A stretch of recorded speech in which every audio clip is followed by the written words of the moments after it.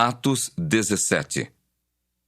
Tendo passado por Anfípolis e Apolônia, chegaram a Tessalônica, onde havia uma sinagoga de judeus. Paulo, segundo seu costume, foi procurá-los e por 3 sábados arrazoou com eles acerca das Escrituras, expondo e demonstrando ter sido necessário que o Cristo padecesse e ressurgisse dentre os mortos. E este, dizia ele, é o Cristo, Jesus, que eu vos anuncio.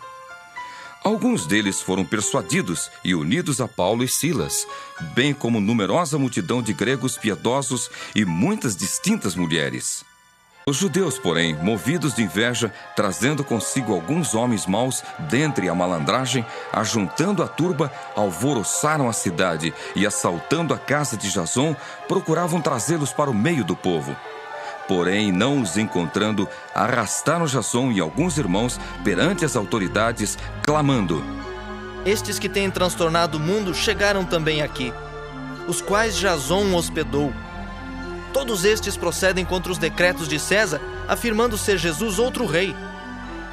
Tanto a multidão como as autoridades ficaram agitadas ao ouvirem estas palavras.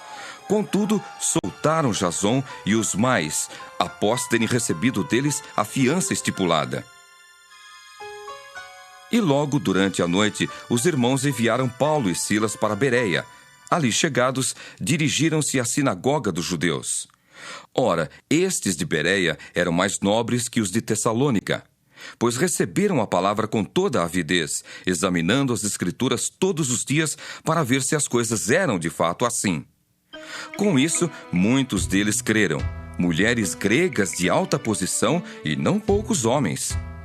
Mas, logo que os judeus de Tessalônica souberam que a palavra de Deus era anunciada por Paulo também em Bereia, foram lá excitar e perturbar o povo. Então os irmãos promoveram sem detença a partida de Paulo para os lados do mar. Porém, Silas e Timóteo continuaram ali. Os responsáveis por Paulo levaram-no até Atenas e regressaram trazendo ordem a Silas e Timóteo para que, o mais depressa possível, fossem ter com ele. Enquanto Paulo os esperava em Atenas, o seu espírito se revoltava em face da idolatria dominante na cidade. Por isso, dissertava na sinagoga entre os judeus e os gentios piedosos, também na praça, todos os dias, entre os que se encontravam ali. E alguns dos filósofos epicureus e estoicos contendiam com ele, havendo quem perguntasse: Que quer dizer esse tagarela? E outros: Parece pregador de estranhos deuses. Pois pregava a Jesus e a ressurreição. Então, tomando-o consigo, o levaram ao Areópago, dizendo: Poderemos saber que nova doutrina é essa que ensinas? Posto que nos trazes aos ouvidos coisas estranhas, queremos saber o que vem a ser isso. Pois todos os de Atenas e os estrangeiros residentes de outra coisa não cuidavam senão dizer ou ouvir as últimas novidades. Então Paulo, levantando-se no meio do Areópago, disse: Senhores atenienses, em tudo vos vejo acentuadamente religiosos, porque passando e observando os objetos de vosso culto, encontrei também um altar no qual está inscrito: ao Deus desconhecido. Pois esse que adorais, sem conhecer, é precisamente aquele que eu vos anuncio, o Deus que fez o mundo e tudo o que nele existe, sendo ele Senhor do céu e da terra.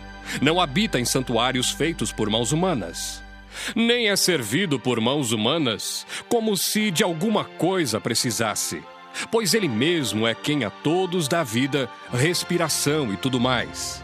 De um só fez toda a raça humana, para habitar sobre toda a face da terra, havendo fixado os tempos previamente estabelecidos e os limites da sua habitação, para buscarem a Deus, se porventura tateando-o possam achar, bem que não está longe de cada um de nós. Pois nele vivemos e nos movemos e existimos, como alguns dos vossos poetas têm dito, porque dele também somos geração. Sendo, pois, geração de Deus, não devemos pensar que a divindade é semelhante ao ouro, à prata ou à pedra, trabalhados pela arte e imaginação do homem. Ora, Não levou Deus em conta os tempos da ignorância. Agora, porém, notifica aos homens que todos, em toda a parte, se arrependam.